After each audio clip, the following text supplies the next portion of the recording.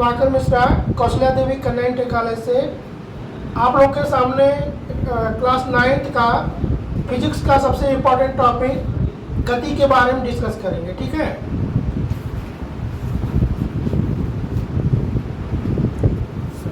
गति गति को हम लोग क्या करते हैं? गति को हम लोग इंग्लिश में कहते हैं मोशन। ठीक है,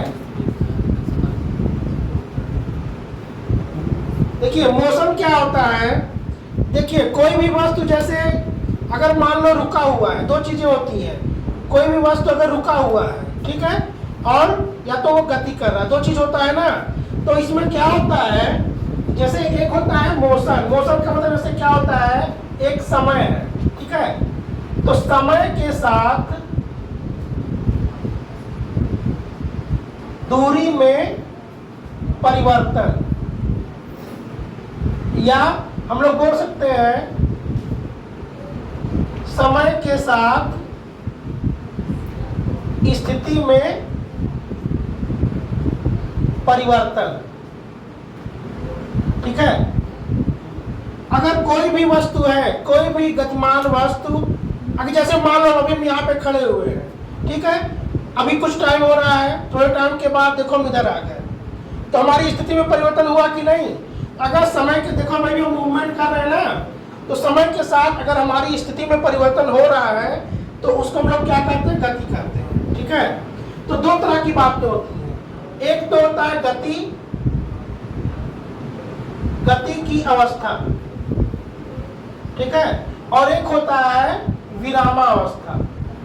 विरामावस्था मतलब इसको बोलते हैं स्टेट ऑफ मोशन। ठीक है, और इसको क्या बोलते हैं? स्टेट ऑफ रेस्ट, या स्टेट ऑफ रेस्ट, या इसी को सिंपली हम लोग क्या बोल सकते हैं? Rest position. Rest position. ठीक है, तो दो चीजें होती है, एक तो होता है गति की अवस्था और एक होता है विरामावस्था। इसमें क्या होता है, अगर किसी भी वस्तु की स्थिति में समय के साथ परिवर्तन होता है, ठीक है, परिवर्तन होने का मतलब अभी मान लो हम यहाँ पर है, थोड़ी देर में यहाँ चले जाए, ठीक है, हमारा स्थान परिवर्तन हुआ कि नहीं? स्थान परिवर्तन या स्थिति परिवर्तन। ठीक है, ऐसे ही विरामावस्था का मतलब अब यहाँ पे हम खड़े हैं तो कसम खा लिए चाहे सुबह से शाम तक हमें यहीं रहना है। ठीक है, कहीं हिलना डोलना नहीं है। अब जैसे मान लो अभी ये बैठी हुई है आराम से, ठीक है, जब तक हम कहेंगे तब तक हम यहाँ पे बैठी रहेंगी, तो अभी ये रेस्ट पोजीशन पे है। ठीक है, जैसे ये हमारी भूमि जी हैं या पापा की परी जी हैं, इनको हम कह दिए यहाँ से उठना नहीं, तुमको यहीं बैठे रहना है, तो ये क्या करेंगी? देखो भाई सर बोले तो बैठना तो पड़ेगा ही, तो अभी ये बैठी हुई है तो क्या हो गया? रेस्ट पोजीशन हो गया। ठीक है, बोल दे कि जाओ पानी पी के आओ, तो जाएगी, पानी पीने जाएगी, तो एक जगह से उठ के दूसरी जगह जाएगी ना, नल पे जाएगी, तो वहां जाएगी, तो यहाँ से दूसरी जगह अगर जा रही है तो क्या हो रहा है? उसके स्थान में परिवर्तन हो रहा है, यानी वो गति की अवस्था हो गया। ठीक है, तो हमारा कोई भी चीज क्या होता है, दो प्रकार की स्थिति होती है, एक होता है गति की स्थिति, एक होता है विरामावस्था। ठीक है, तो अगर किसी वस्तु की स्थिति में समय के साथ परिवर्तन होता है उसको हम कहते हैं गति की अवस्था, और अगर परिवर्तन नहीं होता तो हम क्या कहते हैं? विरामावस्था। ठीक है, अब हम लोग आगे पढ़ेंगे गति के प्रकार। ठीक है, गति के प्रकार, इसको हम लोग क्या करते हैं? Types of motion. ठीक है, अब गति को हम लोग कई प्रकार से डिवाइड कर सकते हैं। जैसे एक हो सकता है सरल रेखीय गति। ठीक है, एक आपका हो सकता है एक समान गति। एक समान गति। एक हो सकता है आपका असमान गति। असमान गति। ठीक है, एक आपका हो सकता है वृत्तीय गति। वृत्तीय गति। ठीक है, ऐसे ही आपका हो सकता है क्या? दोलन गति, दोलन गति। ठीक, ऐसे ही आपका हो सकता है घूर्णन गति, घूर्णन गति। ठीक है, अभी हम लोग इतना चीज पढ़ेंगे यहाँ पे। सरल रेखीय गति का मतलब क्या होता है यहाँ पे? सरल रेखीय गति का मतलब, जैसे मान लो कोई भी गतिमान वस्तु, जब भी हम गति की बात करेंगे तो गतिमान वस्तु रहेगा। ठीक है, मतलब वो चल रहा है। तो कोई भी गतिमान वस्तु अगर एक सरल रेखा में चली रहा है, मतलब प्लेन सड़क पर, ठीक है ना। अब जैसे मान लो हाईवे पे कोई गाड़ी चल रही है तो उसकी गति क्या हो गई? सरल रेखीय गति हो गई। ठीक है, तो अगर किसी वस्तु की स्थिति में समय के साथ परिवर्तन हो रहा है लेकिन वो एक सरल रेखा में हो रहा है, ठीक है ना। तो सरल रेखा का मतलब क्या हो गया? एक सरल रेखा में, एक समतल फर्श पे अगर कोई गति हो रही है तो उसको हम लोग क्या कहेंगे? सरल रेखीय गति। एक समान गति का मतलब क्या हो गया? जैसे मान लो अभी मान लिया आपका 2 बज रहा है, ठीक है ना, 2 बज रहा है, 2 बजे अभी हम मान लो अभी हम कुछ नहीं, कोई भी डिस्टेंस नहीं कवर कर रहे हैं। ठीक है, 2:15 पे, ठीक है, मान लो हम चल दिए 100 मीटर चले, ये मीटर में है, 100 मीटर चल दिए। फिर 2:30 पे 200 मीटर चल दिए। फिर 2:45 पे 300 मीटर चल दिए। फिर 3 बजे क्या हो गया? 400 मीटर चल दिए।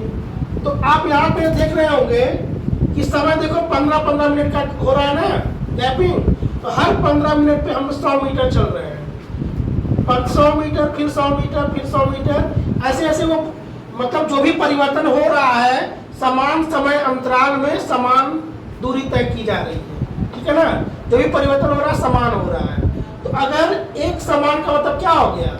एक समान का मतलब समय के साथ समान समय अंतराल में अगर हम समान दूरी तय कर रहे हैं तो इस प्रकार की गति को हम लोग क्या बोलेंगे? एक समान गति। अब जैसे असमान गति है, अब देखो भीड़ भाड़ वाला अगर सड़क है तो उसमें क्या होगा? अब मान लो अभी हम बड़ा मन कर रहा है, अभी आराम से धीरे धीरे चल रहे हैं, खाली रोड है, ठीक है, जैसे मान लो भीड़ भाड़ आएगा तो हम लोग को ब्रेक लगाना पड़ेगा कि नहीं? ठीक है, जैसे हमारे पापा की परी है स्कूटी लेके चल रही है रोड पर, ठीक है, मान के खूब स्पीड में 180 की स्पीड से चल रही है। अब कोई रास्ते में कुत्ता आ गया या बुढ़ा आ गया कोई, तो क्या करेंगी? ब्रेक लगाएंगी? ब्रेक नहीं लगाएंगी तो भूगुन वूगुन फूट जाएगा इनका, होगा कि नहीं? ठीक है, नहीं तो आप अगर ब्रेक लगाओगे तो आपका स्पीड कम होगा कि नहीं? अगर आपका स्पीड कम हो रहा है यानी दूरी में परिवर्तन हो रहा है, यानी अगर समय तो हमेशा समान रहता है ना। समय तो हमेशा मान लो हर 15 मिनट पे हम देखेंगे कि कितना दूरी तय कर रहे हैं। लेकिन अगर जैसे यहाँ पे क्या था, हमेशा 100 मीटर का डिस्टेंस मतलब डिफरेंस हो रहा था, लेकिन बाद में क्या होगा? मान लो अभी 100 मीटर चले, बाद में 50 मीटर चले, फिर खाली मिला तो फिर स्पीड बढ़ा दिए, सीधे हम 500 मीटर चल दिए 15 मिनट में। ऐसा होता है ना। अगर समान समय अंतराल में अगर भिन्न भिन्न दूरी तय हो रहा है उसको हम लोग क्या बोलेंगे? असमान गति। वृत्तीय गति क्या होता है? वृत्तीय गति का मतलब अगर कोई कण किसी वृत्ताकार पथ में अगर गति कर रहा है, ठीक है, जैसे मान लो सुबह सवेरे आप लोग आते हैं स्कूल पे तो कोई बदमाशी कर दिया इसी में, तो गुप्ता से गुस्सा गए, ठीक, कहे कि ऐसा करो जाओ फील्ड का एक चक्कर लगा के आओ। तो आप क्या करोगे? एक गोल गोल घूम करके आओगे तो उसी जगह पे आ जाओगे। तो जो अगर आप किसी भी वृत्ताकार पथ पे गति कर रहे हो, गोल गोल घूम के कहीं आ रहे हो, तो क्या हो रहा है? वो वृत्तीय गति हो गया। ठीक है, उसके बाद है आपका दोलन गति। दोलन गति जैसे आप लोग झूला झूलते हो ना, तो झूला में क्या होता है? जैसे मान लो ये पेड़ है, यहाँ पे ऐसे ये झूला बना हुआ है, ठीक है, तो ये झूला क्या करेगा? एक बार इधर जाएगा फिर एक बार इधर जाएगा, ठीक है, यहाँ गया यहाँ गया। तो अगर कोई भी गतिमान वस्तु अगर अपने एक स्थिति से, ये तो बीच वाला जो स्थिति होता है इसको लोग बोलते हैं माध्य स्थिति या संतुलन की अवस्था। संतुलन का मतलब क्या? जैसे अभी मान लो झूला यहाँ रुका हुआ है, ठीक, तो सर जी कहा कि उधर से खींच लेंगे तो एक बार इधर जाएगा फिर इधर जाएगा, ठीक है, फिर बीच में आ गया, फिर से इधर जाएगा। तो इस तरह से ऐसे गति हो रहा है कि नहीं। या घड़ी में आप देखोगे पेंडुलम लगा होता है ना, पेंडुलम क्या करता है, एक बार इधर जाएगा, फिर इधर जाएगा, फिर इधर जाएगा, ऐसे से चलेगा। तो ये जो गति होती है इसको हम बोलते हैं दोलन गति। दोलन गति का मतलब जैसे झूले की गति हो गई, या घड़ी के पेंडुलम की गति हो गई, या जो धागा में क्या करते हो, गेंद बांधो, ठीक है, उसको ऐसे ऐसे झुलाओ, तो क्या हो जाएगा, वो आपका दोलन गति हो जाएगा। ठीक, अब आपका लास्ट बचता है घूर्णन गति। घूर्णन गति का मतलब जैसे चंद्रमा है, सूर्य है, पृथ्वी है, ठीक है। सूर्य क्या करता है और पृथ्वी, तो पृथ्वी क्या करता है, सूर्य के चारों ओर चक्कर लगाता है। तो सूर्य लेकिन एक जगह स्थिर होता है। आपको भले दिखता है कि सूर्य चल रहा है, सूर्य नहीं चलता, पृथ्वी चलती है, ठीक है।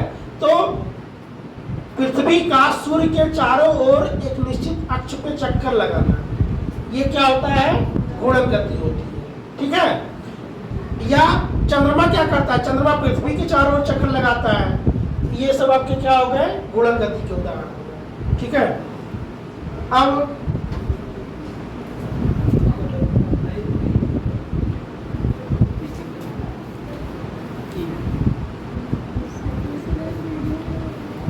चलिए अब हम अभी आगे कुछ डिस्कस करेंगे।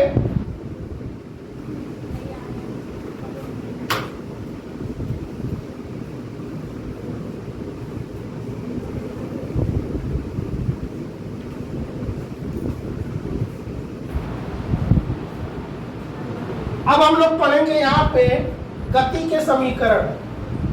गति के समीकरण, समीकरण मतलब, समीकरण का मतलब ये एक प्रकार का सूत्र होता है, ठीक है ना। जैसे कोई भी चीज है, जैसे मान लो अभी आप लोग पढ़ोगे, प्रारंभिक वेग पढ़ोगे, ठीक है, अंतिम वेग पढ़ोगे, त्वरण पढ़ोगे, ये सब सारी चीजें हैं इसमें। तो गति का समीकरण इसको लोग क्या बोलते हैं, इक्वेशन ऑफ मोशन, ठीक है। देखो गति के यहाँ पे 3 समीकरण है। पहला है आपका v equal to u plus a t, ठीक है। दूसरा आपका है s equal to u t plus 1/2 a t square. और तीसरा है आपका v square equal to u square plus 2as, ठीक है। अभी देखो, अभी इसमें हम सारी चीजें आपको खूब अच्छे से बता रहे हैं। अब इसमें देखो, जहां u क्या है, v क्या है, t क्या है, a क्या है और s क्या है, इतने टर्म यूज हो रहे हैं ना इसमें। देखो u को हम लोग बोलते हैं प्रारंभिक वेग, प्रारंभिक वेग, ठीक है। इसको हम लोग इंग्लिश में बोलते हैं इनिशियल वेलोसिटी, इनिशियल वेलोसिटी, ठीक है। इसको हम लोग बोलते हैं अंतिम वेग, अंतिम वेग, ठीक है। इसको हम लोग बोलते हैं फाइनल वेलोसिटी, फाइनल वेलोसिटी, ठीक। टी क्या है, ये समय है, ठीक है, इसको क्या बोलते हैं, टाइम। ए क्या है, इसको हम लोग बोलते हैं त्वरण, त्वरण को लोग बोलते हैं एक्सीलरेशन, एक्सीलरेशन। और यस क्या है, दूरी, ठीक है, इसको लोग क्या बोलते हैं, डिस्टेंस, ठीक है। अब जैसे देखिए, कोई पूछे प्रारंभिक वेग क्या होता है। प्रारंभिक वेग और प्रारंभ मतलब क्या होता है, शुरुआत ना। जैसे मान लो अभी छुट्टी होगी तो आप लोग साइकिल से, जो लोग साइकिल से आते हैं या पैदल आते हैं, कोई बात नहीं, तो अभी आप लोग यहाँ पे रुके हुए हो, तो अभी आपका कोई वेग नहीं है, तो अभी आप विरामावस्था में हो ना। विरामावस्था में प्रारंभिक वेग क्या होता है, 0 होता है। अभी आप जब क्वेश्चन लगाओगे तो आपको पता चलेगा, जैसे आएगा कोई साइकिल सवार विरामावस्था से चलना प्रारंभ करता है, ऐसे सवाल आएगा। तो विरामावस्था का मतलब क्या हो गया, विरामावस्था का मतलब उसका प्रारंभिक वेग क्या हो जाएगा, 0 हो गया। या साइकिल से चलना शुरू कर रहे हो, चला रहे हो, तो पहले जो स्टार्टिंग में जो आपका वेग रहेगा वो आपका प्रारंभिक वेग हो जाएगा। मान लो 5 मिनट के बाद आपका वेग जो है बढ़ जाएगा, खूब तेज साइकिल चलाने लगे, तो क्या हो जाएगा, आपका एक वेग बाद में बदल गया ना वेग, तो जो वेग आपका हो जाएगा वो आपका अंतिम वेग हो जाएगा। मतलब समय के साथ अगर वेग में जो परिवर्तन हो रहा है, पहले जो स्टार्टिंग में जो है वो क्या है, प्रारंभिक वेग है, उसके बाद जो समय के साथ जो आपका वेग मिल गया वो क्या हो गया, अंतिम वेग हो गया। समय तो आपको पता ही है, समय में परिवर्तन हो रहा है, ठीक है।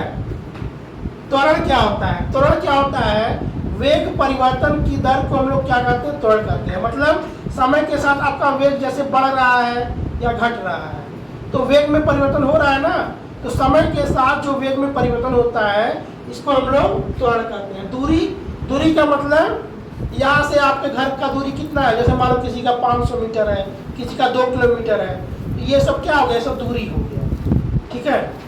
और बाकी सब चीज़ें आपको क्लियर हो गई, ठीक है।